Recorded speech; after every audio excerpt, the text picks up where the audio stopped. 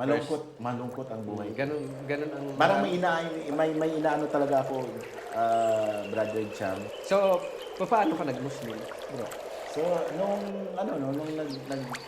nag-Muslim ako, nagbasa-basa na ako, something kami. Yes, pa rin, di ba? Ma-express natin Hindi mo wala.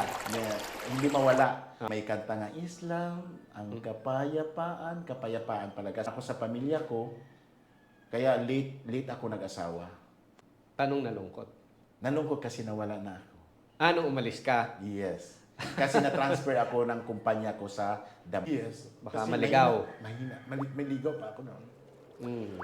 Musbong ang pangalan ko, it's just because of Omar Piñado. Saliksikin ninyo ang buhay, kung ano talaga ang Muslim at kung sino ang mga Muslim at kung ano talaga ang Muslim.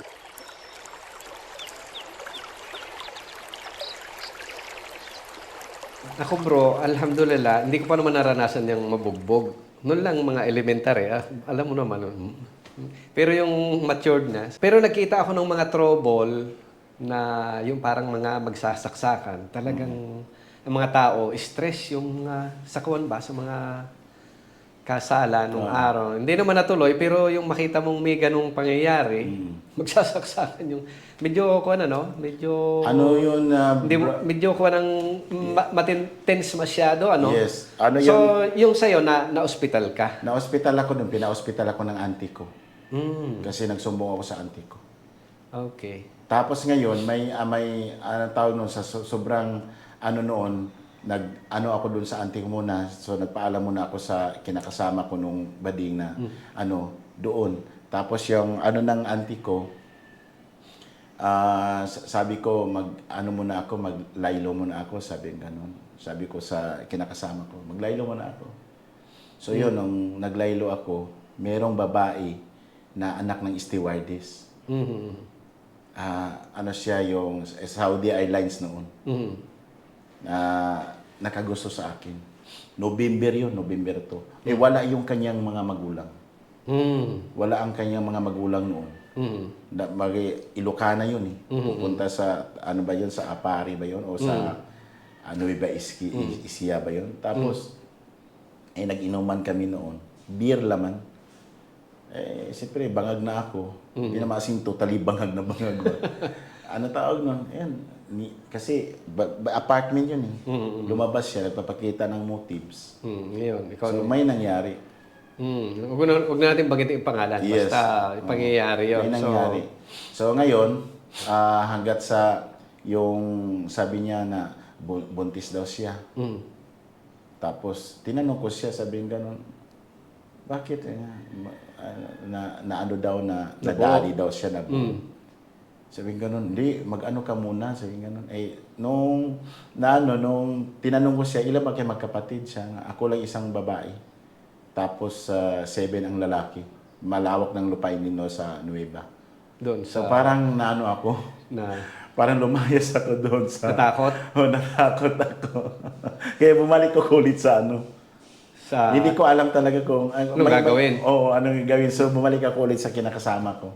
Ibig sabihin, ayaw mo pa ng... Sa bagay, hindi mo naman niligawan yun. Or Yes, siya may gusto sa akin. Parang kuwan lang, Siya may gusto sa akin. So, wala kang plano? Wala akong plano talaga. So ngayon, bumalik ako so nagtrabaho pa rin ako sa GMA7, sa Gobingo. Okay. 1996 yun. Bumalik ako. So, doon, bumalik ako doon sa apartment na kung saan doon kinakasama ko.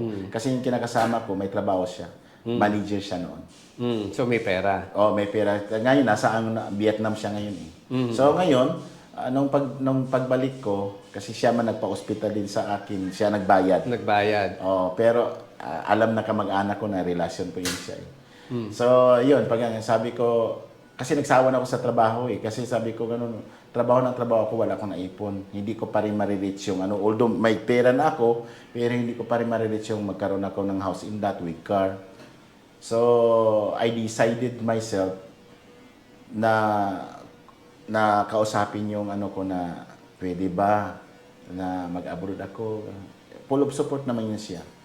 Tapos sabi niya, sige, abroad ka. Paano na yung placement fee, medical, akong bahala. So, yun. Jericho yung agency noon eh, Jericho. Mhm. Nasa Ermita, Manila noong 1999. So natanggap naman ako. Brother Jam, wala akong trabaho na hindi ako natanggap noon. Sa mga in-applyan mo. Yes, yung Ever Gotesco, SM, alam mo yung sa panahon pa dati, Jollibee, may mga hitsura ang mga... Kung kasi, minsan ang number one criteria, Pleasing personality. So meron ako, kasi matangkad ako, maganda pang katawan ko noon, tapos wala pa akong bigote noon, tapos basta, kung... Sa madalit sabi, gwapo. Sa tingin, biglang tingin mo, medyo makinis, maputi. Ang mga tao ano sa akin na may tsura daw ako. Oo. Pero hindi naman sila gwapo, may tsura lang. May tsura. Kasi sa panahon ko dati, maputi talaga. Sa lahat ng pamilya, Brother Jam, ako ang pinakamaputi. Makinis. Although nagtrabaho ako sa mga bukid-bukid, pero iba tagang complexion ng aking skin noon. Ngayon nga, Artistahin. Siguro, Mari. Siguro, kahit na ngayon, ang skin natin, kahit na may edad na tayo, medyo nakikita Okay mo pa naman. Okay pa naman. Walang Okay, so natuloy ka sa Saudi. Natuloy ako sa Saudi, Brother Jam. So, doon ka na nag-umpisa ng pagpasok mo sa Islam? Yes. So, anong kwento ng kuwan mo doon? Anong naging kwento ng life mo doon? Noong pagdating ko sa abroad, binigyan ako ng accommodation ng SEDCO yun eh. Na branch ng Saraco SEDCO. So, naging natawag ng receptionist. So, naging receptionist ako noon. Tapos hanggat naging receptionist ako noon, ako dun sa kumpanya, di ba may receptionist? Ako ang telephone operator. Pero English. Doon sa kuwan, sa entrance ng office. Kasi maganda ang boses ko noon. Tsaka medyo pleasing ang dating sa bisita. Namingiti. Yung umingiti, oo. So, yun, nung ako noon, so iyak pa rin ako kasi homesick ako ba? Homesick ako. Kahit na medyo, ang sweldo ko noon, Brother Jam, tawag noon? 950. 1999 yun. Reals. 950 reals. So, yun, nung na ako, basta marami na akong mga pinagdaanan na May binigyan ako ng sasakyan. Tapos, nung sabi ko ganun, bakit, naghahanap ako ng Pilipino talaga na maging kaibigan ko. Mga ibang lahi ang mga kasama mo. Yes, may ibang lahi, mga Egyptian. So, naghanap ako. So, nagpasyal. Kahit na wala pa akong bago pa ako, pumasyal ako doon sa Batha. Ibig sabihin, parang malungkot. Malungkot ang buhay. Ganun ang... Parang may inaano talaga ako, Brother Jam. Hinaano ko pang El Shaddai Bawal pala doon. May hinahanap talaga ako sa sarili ko. Hanggat sa nung nakapasyal ako sa Batha. Batha yun. Sa Riyadh. Na Riyadh. Nung pagpasyal ko sa Batha, may nakita ko nag-uumpukan. Nag-uumpukan ng mga tao. Nagbibigay sila ng mga brochure o pamphlets. So napadaan ako. Pagdaan ko, ang una kong bungad, ang unang binigay na sa akin na si Jesus, anak ni Maria, hindi siya Diyos. Sinulat yun ni Jibril Salas. Kasi bagay, sa El Shaddai, siya ay Diyos. So ito, naiiba. Yes, naiiba. So binasa mo. Binasa ko ng gusto. Kahit na nandun pa ako sa kubita, nagbabasa ako. So, ibig sabihin, nauunawaan mo na... Naunawaan ko. Na totoo ito. Na si Jesus pala is the highest prophet of Allah. Isa sa mga matataas na propeta. Yes, matataas na tungkulin ng propeta. So doon, binasa ko. Hanggat na mga 1 week kong binasa, after 1 week noon, tinanggap ko na pumunta ako sa Batha. Bumalik ako sa Batha para at least tatanggapin ko ng reliyong Islam. Nag-aralan mo yung libro na then naunawaan ko. Naunawaan mo. Oo, pero wala na akong ano, pero may doubt pa rin ako na sabi ko. Konti, kumbaga. Oo, konti. Siyempre, may mga naglalaro sa isip. Yes, may naglaro yung ang demonyo ba? Na para hindi ako mali sa El Shaddai. Kasi kung halimbawa kung tatanggapin ko to ng ang Islam. religion Islam, paano na yung favorite pa naman ako ni Brother Mike Bilardi. So yun. So, do sa El Shaddai, personal kang kilala ni Mike. Yes. Personal akong kilala ni Brother Mike Bilardi talaga. Kung ano ang kasikatan ko ngayon dito sa community natin, ganun yung Muslim. kasikat doon. Dahil ako yung may convincing power ako ba. Marunong akong makisalamuha. Marunong ako lahat makikihalubilo sa lahat ng tao. Open-minded. Masaya. Masaya. Okay. So, paano ka nag-Muslim, bro? So, nung nag-Muslim na ako, nagbasa-basa na ako, something ganon, may isang pumunta ko doon sa Batanga. Bumalik ka doon? Bumalik nga ako. Dahil gusto mo nang mag-Muslim? Yes, oo. So, ang nakadiscover sa akin yun si Sulaiman Gapis. Yung mutawa? Arabo siya na ano. Kilala ko yun eh. Yes, si Sulaiman Gapis. So, na siya ang nagano sa akin na anong tawag nun. Mahal na mahal ako noon. Oo. Kasi lumapit pala ako kay Muhammad de la Piña. Kung kilala mo si Muhammad de la Piña. Kilala. Siyempre. Alam mo naman si Muhammad de la Piña, kahit na malayo, matagal na kayo hindi nakita, alam pa rin yung pangalan. Yes. Gifted siya doon. Gifted siya sa pag-alaala. So ngayon, nilapit niya ako kay Sulaiman Gapis. Si Sulaiman Gapis, Arabo siya, mutawa noon. So siya ang nag-ano sa akin, siya ang nagbigay sa akin ng pangalang Said. Said. Kasi nakita nila ang mukha ko na parang masayahin. Kaya, masaya ng aura. Yes, masaya ang aura kahit may mga problema. So yun. So later, nung nag-ano pa rin ako, narinig ko, that time noon, na doon pala yung yung aking kaibigan na babae na kasama ko dito sa Manila. Sa Manila dati, sa Paranaque. Nasa Ria din. So, oo, sa trabaho. Tapos nag-embrace ba siya? So winelcome niya ako. Nag-Muslim din. Nag-Muslim din pala siya kasi ang asawa niya si Abdurrahman Ilonggo din yun. So, ibig sabihin, parang nakadagdag sa aking talaga na, dito na, this is it. Sabi ko, this is the true religion of a God. So, yun. So, pero hindi pa rin ako kasi, tawag nun, sa Islam kasi, sa kasi, pag-embrace natin, pag tinagam natin Allah, tawag nun, bawal natin bagitin pala siya sa banyo. So, noong binanggit ko siya. Pero hindi naman Allah yun. Jesus, pa rin ako. Parang El Shaddai pa rin ako. Jesus, Maria Jose. Parang, kasi, pagbuka ng bibig. Yes, Jesus pa rin, di ba? Ma-express natin Jesus, Maria Jose. Hindi mawala. Hindi mawala. So, noong may paaral ang bata ng 3 days. Doon sa sa Sulay ba yun? Doon ko na bawal pala talaga at natuto ka doon. Natuto at na kompleto ko ang Islam. Na ito pala ang Islam. Okay. Kaya nga may kanta nga Islam, ang kapayapaan pala kasi ang buong akala ko ang mga Muslim pala ay mga terror, yun pala kapayapaan pala. Kasi tayo namang sumusunod Kasi ang Islam ay kapayapaan, di ba? So, may mga na-realize ka noon kung ano ang pagkakaiba ng Yes. Tsaka ng dati mong paniniwala sa Islam. When you compared about Islam to Christianity, ang kasi happy go lucky ang life, parang walang control. Pero dito sa Islam, bawal, haram.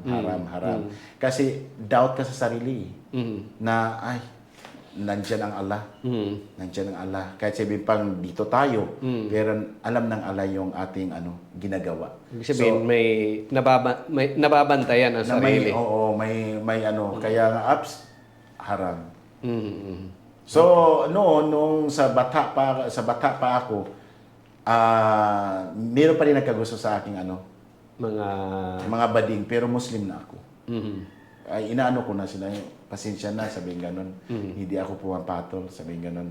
Kasi na ako Muslim na ako. May babae din. Mm. Pero sabi ko, Muslim na ako. Mm. Pero breadwinner man ako sa pamilya ko. Kaya late ako nag-asawa. Kasi dahil sa tinutulungan ko muna ang the whole family ko. Mm. Okay. Meron pa akong inaasam na na makamit ko yung aking pangarap. Mm. Yun na. Ayaw patali. So yun, yung tawag nun, nung na-memorize ko na yung Al-Fatiha, Ahad, Anas, Ikhlas, nalungkot yung bata groups na nakilala ako dyan, na masayahin ako. Tanong nalungkot? Nalungkot kasi nawala na ako. Nung umalis ka? Yes. Kasi na-transfer ako ng kumpanya ko sa Damam.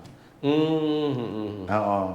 So, nalungkot na naman ako, homesick naman ako. Sabi ko, ibang paligid na naman. Allah, sabi ko, Ya Allah, please help me how to be strong. Ayun. So, please guide me. Kasi dito na ako sa Islam.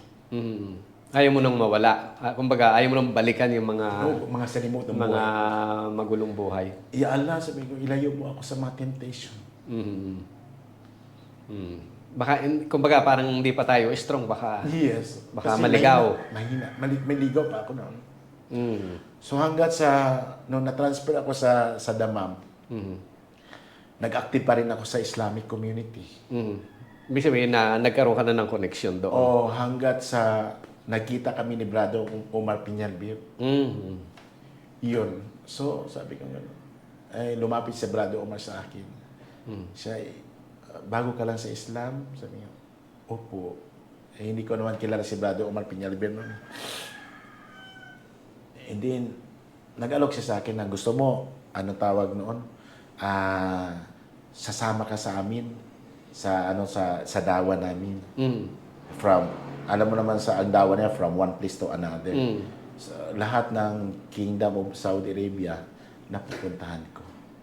So, kasi sekretary na ako may kotse na ako wala pa akong kotse noon.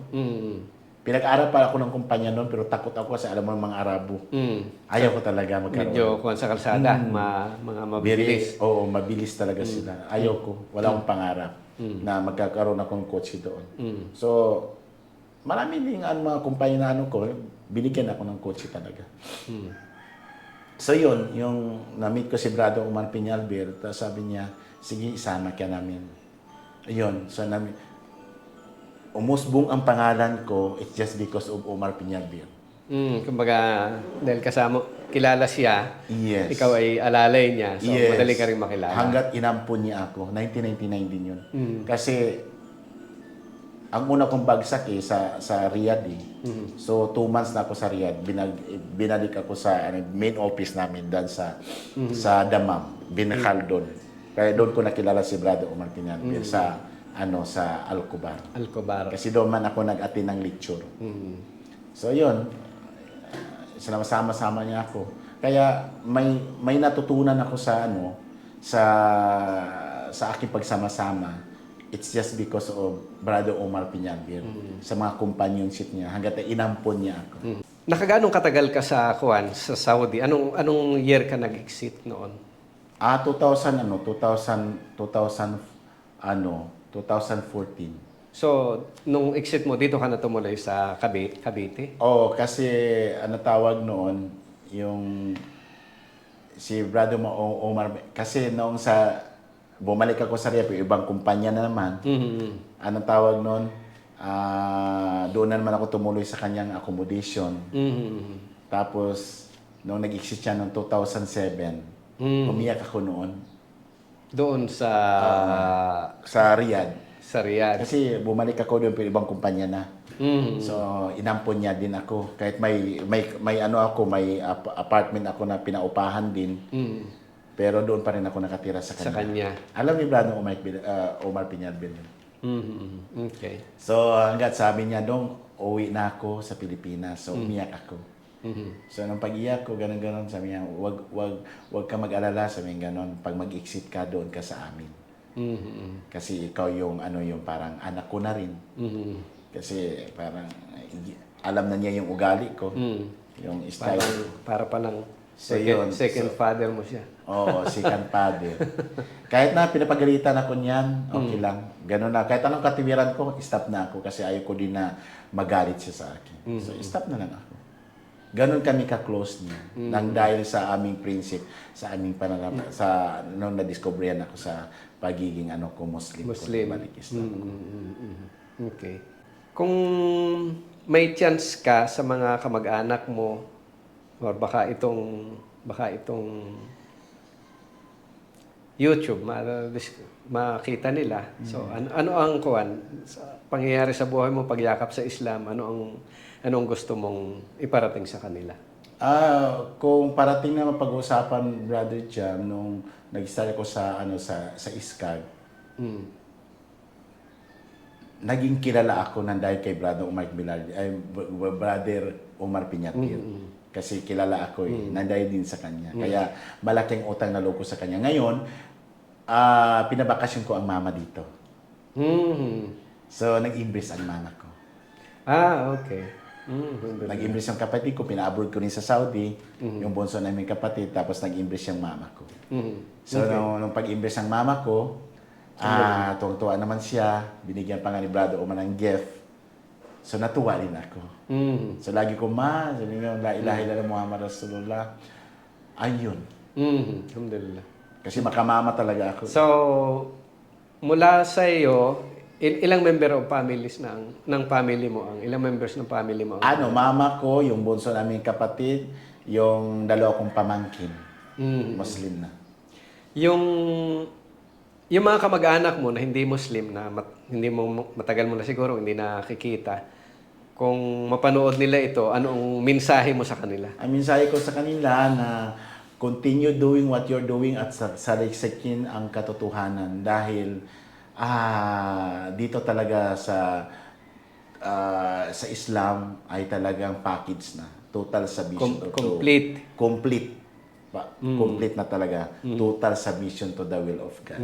So saliksikin ninyo ang buhay kung ano talaga ang Muslim at kung sino ang mga Muslim at kung ano talaga ang Islam. Ang Islam. Okay. Meron ka pang last word sa... Yun na nga, ang last word ko noon, nung nakaraang 2-3 months, namatay ng mama ko. Okay. Kaya yung mga kapatid ko nga, kasi alam ko Muslim mama ko, siyempre, dalawa lang kami magkapatid na Muslim. Pinagtanggol ko mama ko pero hindi pa rin ako nagsaksis. Ang importante, Muslim siya. Inshallah. Kahabagan nawa siya ng Allah. Amin. Allahumma amin. So yun ang istorya ng buhay ko. At ako'y nagpapasalamat talaga sa Allah dahil kahit ganito ako, kahit kung ano man narating ko, may sasakyan na ako, may bahay na ako. May pamilya na. May pamilya na ako. Meron ka ng... May danin na ako sa buhay. Isang anak. Yes, kontento na ako sa buhay ko. Makulay ang buhay mo, Brad. Siguro, hindi pa Hindi pa kompleto yan. Summarize na lang yun. Summarize yan. Kasi inintindi ko rin yung ano mo ba. Yung oras. Yung oras. Baka hindi tayo matapos. Baka hindi tayo matapos kasi kung salice ko talagang ano pa lang yun, yung minor iyakan pa lang yun. Ibig sabihin maraming mga yes. ups and down, mga struggle. Tama. Pero ganito pala bro ang life bago tayo magtapos. Kung steady lang, sitting pretty lang, hindi pala maganda ang kwento ng buhay na gano'n. Walang kumbaga, 'di ba, sa pelikula parang may bida. Kailangan mabugbog ka muna, yes. dumaan sa mga ganun pala ang life. So kung dumadaan sa ang point doon, kung dumadaan tayo sa pagsubok, kung ano-ano mang problema sa buhay, relax lang. Yes, ito ay bahagi ng magandang kwento ng ating buhay. Yes, kasi kung wala mang pagsubok, kung may pagsubok, minamahal ka pala ng Allah. Okay, alhamdulillah. So maraming salamat Brad sa time mo, sa pagbahagi mo ng iyong kwento ng buhay. Yes, At ang pasensya ka mahalaga na- doon ay yung pagyakap sa Yes, Islam. pasensya ka na brother dyan na medyo may kunting drama. May ang drama. buhay ko. Alam ko naman kahit pa paano ang life mo dumaan sa maraming pagsubok. Yes, brother. Alhamdulillah. Maraming salamat bro. Maraming salamat din, brother Jan. Assalamualaikum warahmatullahi wabarakatuh. Waalaikumsalam warahmatullahi wabarakatuh.